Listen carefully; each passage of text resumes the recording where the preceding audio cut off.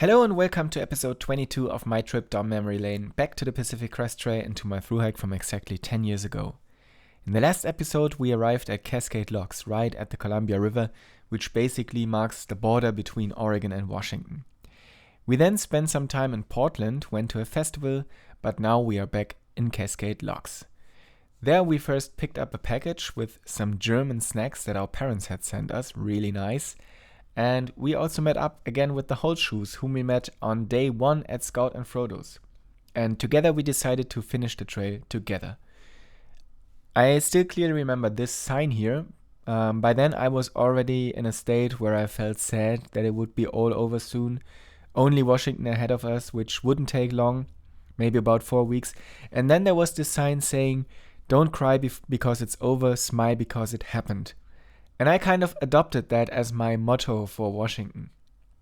In Washington, I think I was the happiest of the entire journey. The landscapes were my favorite. And because I hiked with my then girlfriend and the Holtshoes, it was such an amazing crew. We had so much fun together. And for me, Washington was the perfect ending to the whole trail because of that.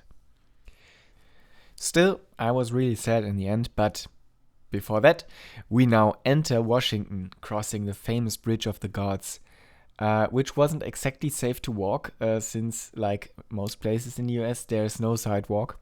So we had to walk right where all the cars were driving. So yeah, we walked on the left side of the bridge, so at least the cars weren't coming up from behind us, and it went fine. It was definitely cool to walk across the bridge, kind of an epic way to step into a new state, much more exciting than the Oregon-California border. Soon after, the trail climbed quickly in elevation, and I think that's still the Columbia River down here, I'm not entirely sure. And looking back, we still had views of Mount Hood, which was pretty awesome, especially with the good weather now. I remember we were in such a good mood from the start, and we just enjoyed these views, and we were making good progress, and we're really excited for Washington. Both we and the Holtshoes had just taken a week off the trail, so the 4 of us were all recharged and ready to hike again. Our first night, we set up camp with a view back to Mount Hood and forward to the Cascades, or whatever this mountain range is called. Falling asleep with the sunset in the mountains like that is just gorgeous. I love it. And Washington in general is absolutely spectacular. So many incredible mountains, and I think that's St. Helens or Mount Adams, not entirely sure. Like I've said before, I could never keep all the names because there was just so many stunning peaks, but I was always excited for every mountain I got to see. We were also really lucky with the weather in Washington. Blue skies most of the time, which isn't normal. Many hikers get really wet up here. And later we did get some rain, but overall Washington had some of the best weather of the entire trail. Perfect for hiking. Not too hot, often sunny, and all the wildfires had been put out by heavy rains the week before, so there was no smoke pollution like we had in Oregon. And yeah, we really could soak up these panoramic views, and I'm super grateful for that. Pretty soon we hit the 2,200 mile mark, only 450 miles left to Canada, which is crazy. By then we were really proud of what we had accomplished, and every milestone felt like a pat on the back. Again, I think that's Mount Adams in the distance, though I'm not sure. Sadly, it was a burn zone again. Washington had some burn zones too, but even so, it was nice to see that the new trees already were growing back, unlike in Northern California where we walked through very fresh burn zones where nothing had regrown, and that was really depressing. In Washington, the burn zones we hiked through were already recovering, and that was nice to see. The trail kept climbing above tree line every now and then now, and one of the most famous above the tree line sections was coming up, which is Knife's Edge, a narrow ridge line with absolutely spectacular views. And we already got a taste of the landscape would look like here, and we were super excited for it. And it is said to be one of the most beautiful stretches on the entire PCT. And yeah, I think this area here is called Gold Rocks Wilderness. I don't know exactly, but anyway, I loved it, and I enjoy these rugged, rocky landscapes very much. It actually reminds me a lot of one of the GR11 high point in the Pyrenees. The GR11 is a trail that I hiked this summer, so vlogs of that will be out soon. So subscribe to the channel now if you don't want to miss it. But yeah, the high point of this trail looks very similar to this terrain, and when I was there, I thought about it.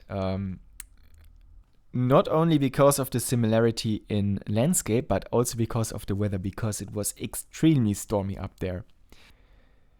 Because when we climbed towards Knife's Edge, a blizzard started. Totally insane. Suddenly we were in a snowstorm like I've rarely experienced. Visibility dropped to about 4 or 5 meters. I didn't even take pictures when I was up. I just wanted to get across as fast as possible, and I was ahead of the others. I couldn't see them at all. And I also couldn't stop because it was so cold. The snow was blasting sideways into my face. The wind was brutal. My beard, eyebrows, eyelashes froze solid. It was just covered in ice. I just quickly ran down the ridge. And a little further down, the storm cleared. The sun came out again, and I could reheat my body. And the snow also melted quickly after the blizzard was ended, but it was a surreal experience. Crossing Knife's Edge in a blizzard at what's supposed to be one of the most beautiful viewpoints on the entire trail, even though I didn't see the big view. I basically saw nothing. It's still a memory that stuck with me, and I really enjoyed hiking there, although it was quite dangerous to do so, but it was absolutely special and absolutely spectacular. And I don't think I would remember it that well if everything was like sunny weather and stuff. After that, Washington continued to amaze us. Waterfalls, bizarre rock formations, and then we had spectacular mountains. And here you can see, I think it's a blueberry field where the leaves already turn red. So the winter was really coming in, or the fall before that. But now Knife's Edge, we already got a taste of winter. And we soon hit the 2,300 mile mark, another 100 miles gone.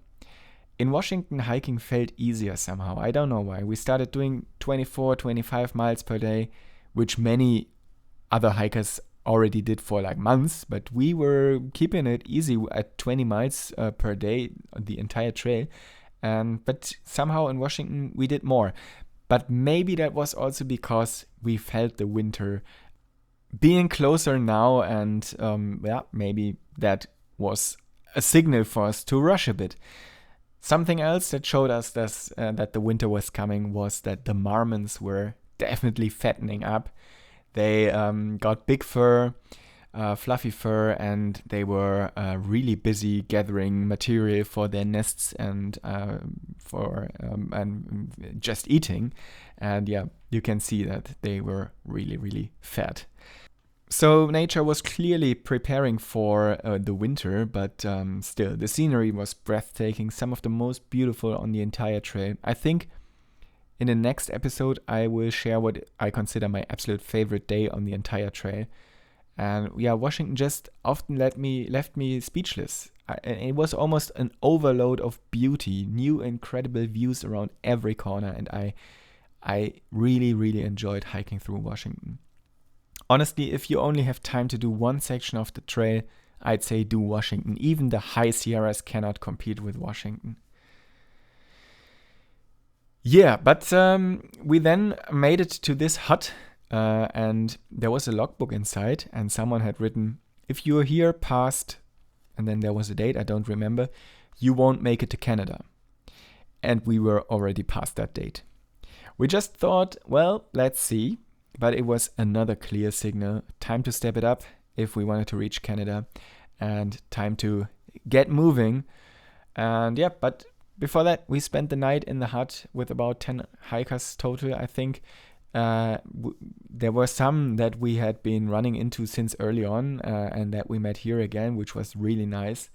And I did bake a bread there on the stove, which was something that I'd promised myself to do once on the trail, to bake a bread.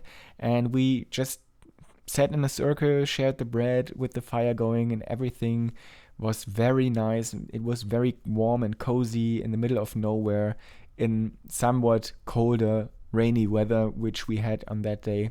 And it was just a very beautiful evening that I really enjoyed. But the next day we kept on going, and we camped one more night, and then descended to Snoqualmie, or however you would pronounce that. And we got a hotel for a night because it was pouring rain. We went down this ski slope, and it was so wet. It was really, really heavy rain, and we were like, okay, now just go to the hotel, get warm, get dry.